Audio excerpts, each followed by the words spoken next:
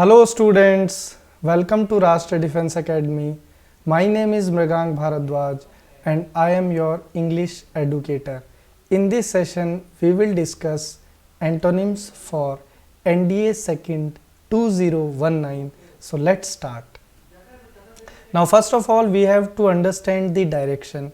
Each item in this section consists of a sentence with an underlined word followed by 4 words और group of words. जब भी antonym का question आएगा तो हमें एक सेंटेंस दिया रहेगा, सेंटेंस में एक वर्ड अंडरलाइन किया रहेगा और उस अंडरलाइंड वर्ड के लिए 4 ऑप्शन हमें दिए जाएंगे. Select the option that is opposite in meaning. तो यहाँ हमें उस वर्ड को ऑप्शन में से चूज करना है जिसका मीनिंग अंडरलाइंड वर्ड का अपोजिट हो, और अपोजिट को ही हम लोग क्या बोलते हैं दोस्तों? एंटोनिम.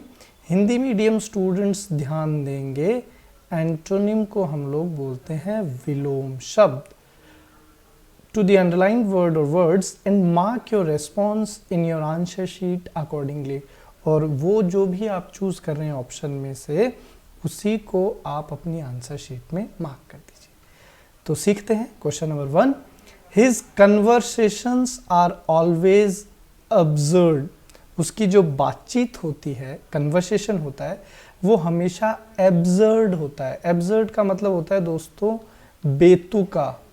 आप बोल सकते हैं बकवास, कि जब भी वो बात करता है तो बकवास करता है. कोई भी उसकी बात में लॉजिक्स नहीं होते, ठीक है, तर्क नहीं होते. तो यहाँ पे अगर ए ऑप्शन की बात करें फार्सिकल, तो इसका भी मतलब क्या होता है दोस्तों? इलॉजिकल, बेतुका. फुलिश, मूर्खतापूर्ण. प्रीपोस्टरस इज ऑल्सो इलॉजिकल. रेशनल का मतलब होता है फुल ऑफ लॉजिक, ठीक है, तर्क से भरा हुआ. तो यहाँ पे हमारा आंसर क्या बनेगा? Option D. नेक्स्ट क्वेश्चन देखिए.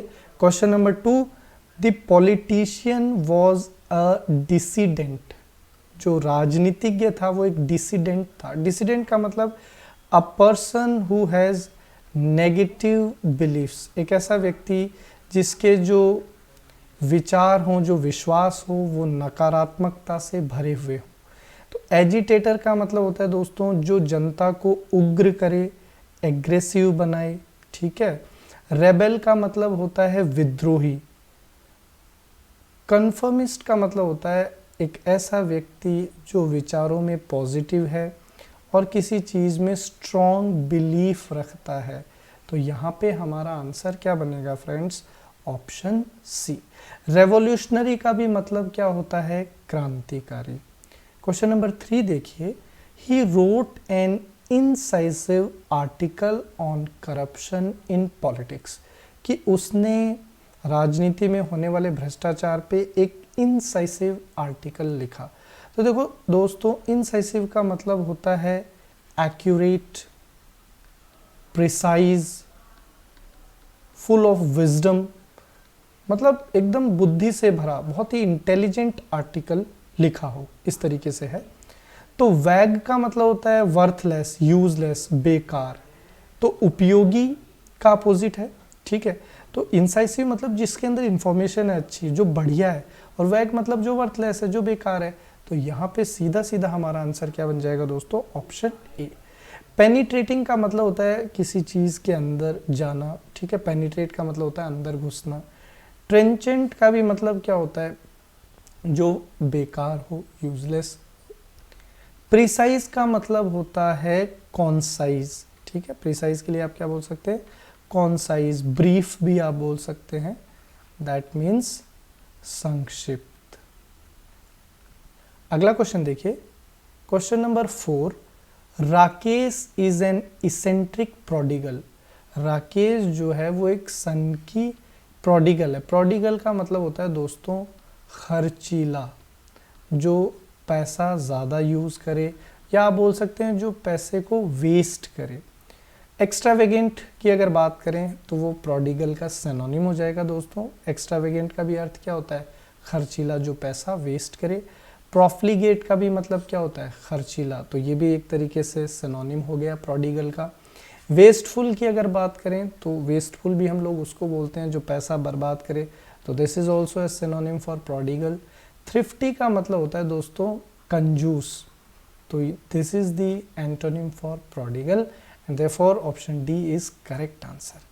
क्वेश्चन नंबर 5 देखिए, फ्रेंडशिप इज ऑलवेज रेसिप्रोकल, दोस्ती जो है वो हमेशा रेसिप्रोकल होती है। रेसिप्रोकल का मतलब होता है दोस्तों म्यूचुअल, परस्पर, ठीक है, कि अगर मैं आपसे दोस्ती करता हूं तो आप भी मुझसे दोस्ती करते हैं, so it is a mutual relation basically.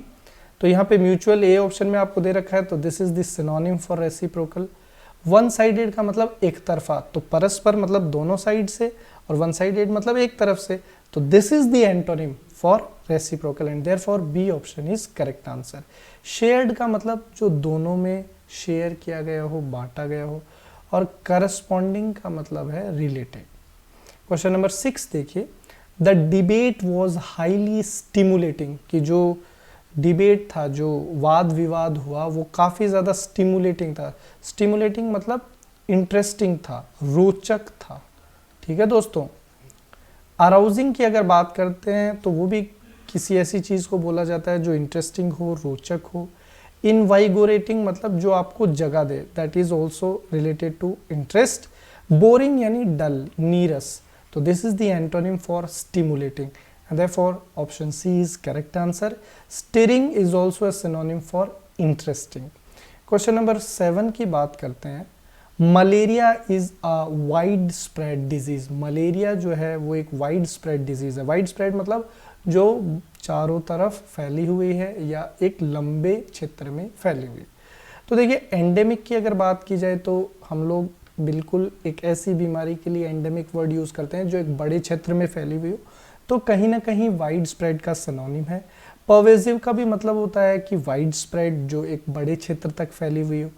Common मतलब जो सामान्य है यानी काफ़ी जगह है, और रेयर मतलब जो कहीं पे भी नहीं नजर आए, बहुत कम हो, तो वाइड स्प्रेड का अपोजिट हो जाएगा rare and therefore option D is correct answer.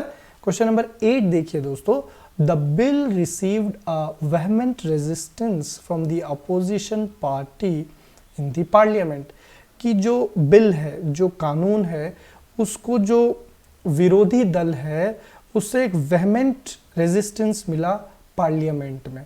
तो संसद में जो विरोधी दल होता है वो अक्सर एक स्ट्रॉन्ग क्रिटिसिज्म देता है, तो वेहमेंट के लिए आप बोल सकते हैं स्ट्रॉन्ग क्रिटिसिज्म। तो देखो दोस्तों यहाँ पे अगर बात की जाए तो animated is also related to vehement, synonym की तरह काम करेगा। वाइगोरस मतलब फुल ऑफ एनर्जी, जो ऊर्जा से भरा हुआ।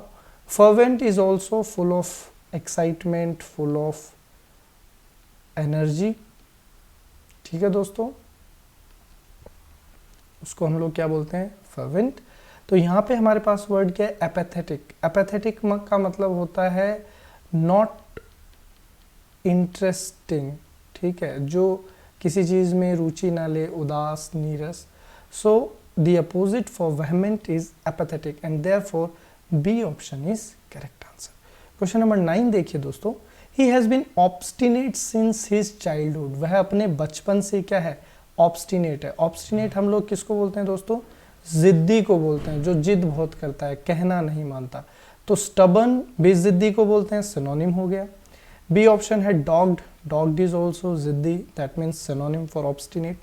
एमिनेबल मतलब जो बात मान ले, वन हु एग्रीज, जो किसी चीज़ पे सहमत हो, लोगों की बात माने। तो हाँ, ऑब्स्टिनेट के लिए अपोजिट क्या हो जाएगा दोस्तों, एमिनेबल हो जाएगा and therefore C option is the correct answer.